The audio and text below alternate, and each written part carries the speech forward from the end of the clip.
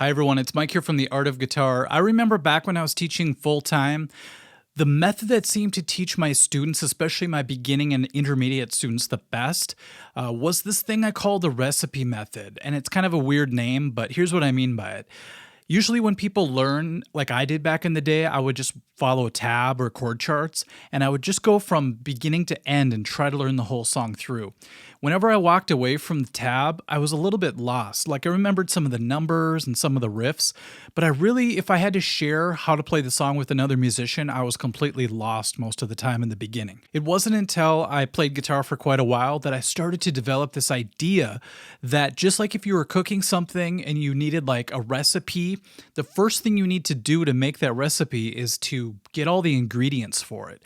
So this helps a lot of people if at first, before you even learn the song, you learn what goes into playing the song, and then the rest of it just seems to flow. So I'd like you to try this experiment with me today and try to learn this song with me. I'm not even going to tell you what it is till halfway through the video. And that's on purpose, just because I want you to see how powerful you could be as a guitar player if you know what you need for a song before you even try the song. So I'm sure a lot of you will figure it out as we go, some quicker than others. I'll let you know this. It's a classic rock tune that almost everybody seems to know, okay? So in this particular recipe, we only need 12 ingredients and then 2 techniques that are a little bit more specialized, let's say. You know, when you're actually cooking and it tells you have to do a certain thing like julienne the fries or whatever, it's kind of like that. I still don't know what julienning fries means. I think it's making them crinkly looking or something.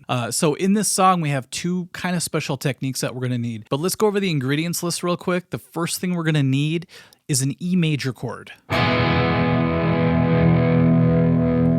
I could see people already trying to guess the tune just off that one chord. So that's the main chord of the song, just E major. And the best part is if you don't know one of the ingredients, you can always look it up. So you can go to my website. I have to plug that first, theartofguitar.com. I like to teach everything in a linear fashion so you learn what you need for later. So it's going to be in the beginning of the lessons where you start to learn these open chords. The next chord we're going to do is going to be A major, except we're going to do the barring first finger version. So we're going to go open A. Then the next 3 strings we're going to bar across with our index finger. Don't worry about hitting the first string. It's okay for today. So make that your A major chord right there, the barred version of it. Now let's stick with the A chord idea. This time we're going to do an A5 chord. So do what you just did, except take your pinky and lay it across the first 2 strings at the 5th fret. You get this.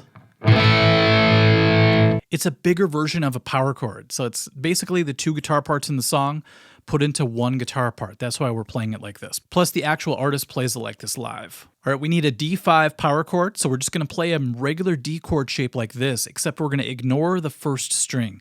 So really we just need the open D string, then the next 2 strings. That's going to be our D5 power chord. We also need a G5 chord. So what we're going to do for that is we're going to play what looks like a full G chord with the ring finger and pinky at the top here, except we're going to get rid of the index finger and just mute the 5th string by touching it with the bottom of our middle finger, which is already fretting the G note. So the 5th string should be dead. It's going to have a little bit of a weird sound there. But let's go ahead and play the rest of the chord. So those are the first 5 ingredients. Now here's the good news. The next 5 are a breeze. So all we're going to do, actually the next 7 are actually pretty easy. So we're going to go to the D5 power chord right here. And all you need to do is play the first finger, ring finger, pinky version of it. So we're adding that extra octave. We also need an E5 power chord right here. Anybody know the song yet? Let's move it all the way up to the G5 power chord. It's not Iron Man, I swear. Let's drop all the way back to the B5. Now here's sort of a special move here. We're going to go back to the E5 power chord, which we already did as an ingredient. But we're going to bar our first finger across the 5th, 4th, and 3rd strings, and then let go of the ring finger and pinky for a second. It's kind of a weird sound, isn't it? Now drop those fingers back. So practice going between those 2.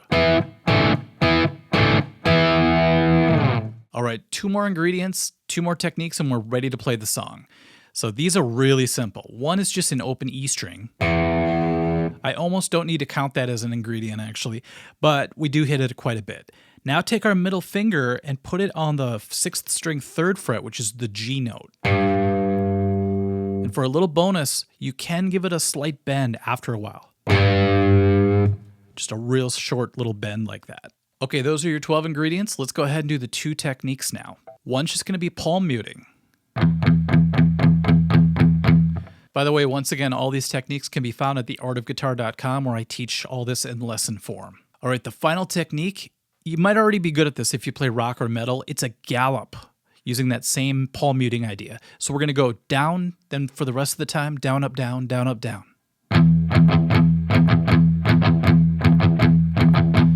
Sounds like Holy Diver, or it could also sound like Barracuda. By the way, neither one of those songs are what we're doing today. Sorry to get your hopes up if you love those songs like I do. But the song we're actually doing is pretty cool too. Awesome. So we should have our 12 ingredients. We have our 2 techniques. And with that alone, you should be able to play this entire song in about 5 minutes. All right, let's put all the ingredients together and make this recipe. What we're going to do when we start off is we're going to create the E5 major chord like that. Remember our first ingredient. All I want you to do is play the 6th and the 5th strings together. Creates a power chord when you do that. Now we're going to play the rest of the chord 4 times. So one more time. First we're going to play the 2 strings, then the rest of them. Switch over to the A5 chord. Remember, that's the one where the pinky has to bar across 4 times. Big sound right there, isn't it? Now this is optional throughout the rest of the song. You could just hit the open E, then the full chord. It's just a way to get you on the correct beat. So if I start over now,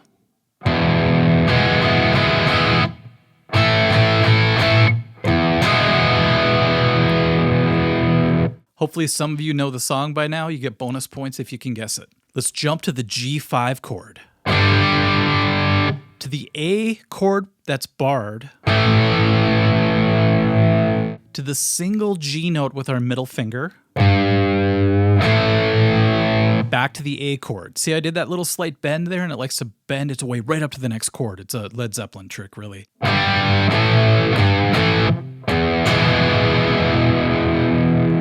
Let me play it from the beginning of that part, and then I'll tell you the name of the song if you don't have it yet. So.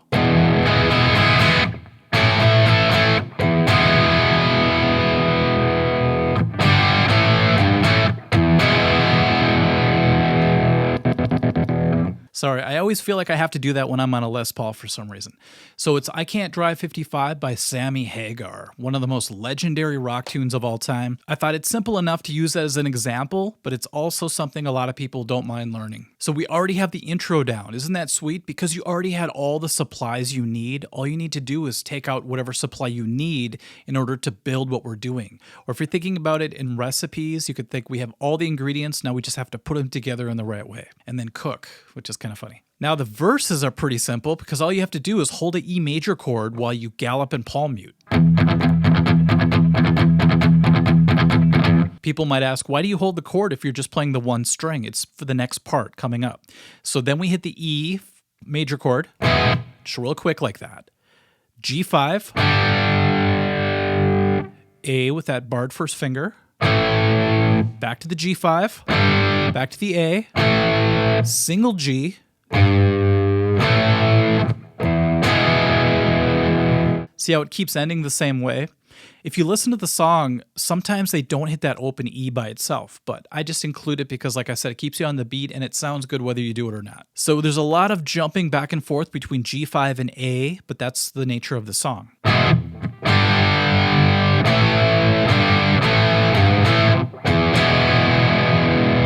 Back to the muting. Now the second part here is a little bit shorter.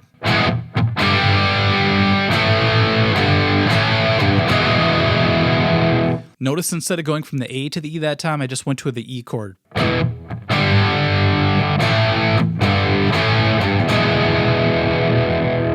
After that, we just hit the G to the A to the B5. We finally get to play another chord. So that whole part goes like this. I call it the build up to the chorus, the pre-chorus you can call it. 2, 3, 4.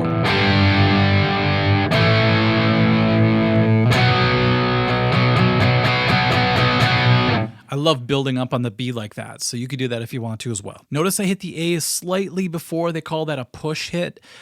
Just follow the song, the actual recording, and you'll get on time with it, hopefully. We're all the way to the chorus, and this is interesting because what we're going to do is we're going to pull out that A5 again with the pinky that bars across on the high 2 strings, and we can combine some mutes. So we can go like this.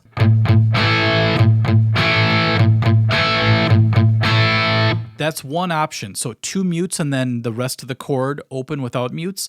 But if you listen carefully, there's 2 guitars going on, at least 2, and one of them's muting fast like this. Okay, it sounds like Eye of the Tiger or something, but you could combine the 2. I would recommend that because it sounds the best to me. Let's go back to E major, do the same thing, but we're going to be muting on the E string now, the fat string. Back to A5.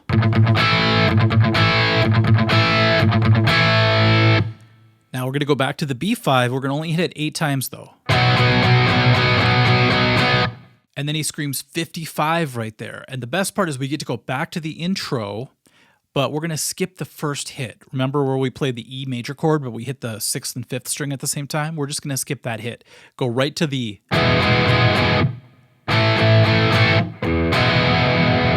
So really, you're almost through with the song. There's a middle part that we have to do, and then we're good. So this part, we go to the movable power chords now. So we're going to go to the D5. Now we're going to move up to the E5, and we're going to go like this. Open E string, followed by the E5 power chord 3 times. It's hard to tell on the recording what's going on because there's a lead part happening, but that sounds good over the top of it. Plus live, I think I saw him do this one time, so we'll just go with it for now. Back to the D5. Back to the E5 with the open string first.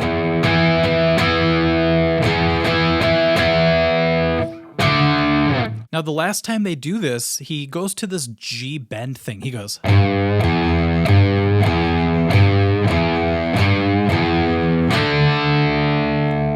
So that's the 3rd time around. He just decides to do that. If you listen to the recording, you could hear it. And now this next part, we hit the D5. He goes, I can't drive. And you stop like that. 55, then there's this really great breakdown before the solo. You go... That part, it's really easy, especially if you already have your ingredients ready. So we're going to play the E5 with the double finger here like that, remember? Do some strumming. This requires a little bit of upstrokes going. All you need to do is lift up your ring finger and pinky, like we talked about earlier, to create that barring sensation right here. And it's a really quick way to switch chords. Like that. You could move back, but it's too hard to slide back and then slide up really fast. You could do it, it's possible, but live, you know, with all this adrenaline going, sometimes it's hard to really be accurate when you're doing it that way. So I love his idea of just lifting up like that. See that time I just stopped on the E? Like that. Then you do the G part again. See how I have to jump all the way up to the G? Then the last time it's just... Then there's a solo. So that whole part...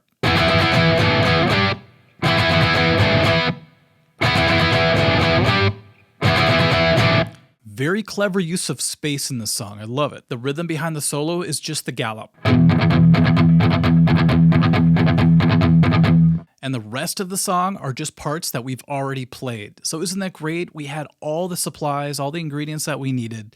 I was able to teach her the song fairly quickly. So with all that knowledge, you'd be able to carry that on to the next song and then to the next, to the next. You could see that in time, learning songs is going to be a lot easier because you're going to have so many supplies that it's going to be really hard to fool you. And that's why you could see people learning things on the spot practically when they get really good. And it's really inspiring to know that you can get to that level eventually. So this method works so well for my students back in the day that I knew I had to share it with you guys. And hopefully it helps both the students and even teachers out there that want to teach their students. Hopefully they can go through the whole list of things that you need in a song before you even attempt to play the song. And what I plan to do is on my website, theartofguitar.com, I'm going to actually take up to 50 classic rock tunes and try to do this recipe method so that you could look at it and go, okay, I need to learn these things in order to play this song. You could do your research, get better at the things you need, and then come back and learn the song really quickly. I want to mix blues rock, heavy metal, just hard rock, also just straight blues, some country. We're going to do a whole bunch of different styles with this idea. And I think it's going to help a lot of people learn songs quickly, as well as be able to retain what they played and to be able to communicate what they're doing with other musicians. That's my biggest goal for this. I really think you're going to surprise yourself. And if you want to, in the comments section, let me know how it went. Just by what we did today with this short little lesson, how quickly you were actually able to play along to the real song. Let me know. Okay, everyone, thanks again for watching, and we'll catch you at the next video. Bye-bye.